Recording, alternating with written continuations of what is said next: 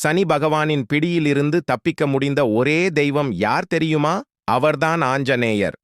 ஒருமுறை அனுமன் ராமநாமத்தை ஜபித்துக் கொண்டிருந்த போது சனி பகவான் அவர் முன் தோன்றினார். அனுமனே, உன்னை பிடிக்கும் நேரம் வந்துவிட்டது என்றார். அனுமன் எவ்வளவோ தடுத்தும் சனி பகவான் பிடிவாதமாக விதியின் பயனைச் சொல்லி அனுமனின் தலையிலேயே அமர்ந்தார். சனி பகவான் தலையில் அமர்ந்ததும் அனுமன் பெரிய மலைகளை தன் தலையில் ஏற்றிக்கொண்டு ராமராம் என முழங்கினார். மலைகளின் பாரம் தாங்காமல் சனி பகவான் அலறினார்.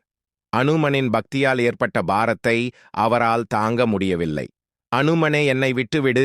இனி உன் பக்தர்களையும் ராமநாமத்தைச் சொல்பவர்களையும் நான் ஒருபோதும் துன்புறுத்த மாட்டேன் என வரமளித்தார்.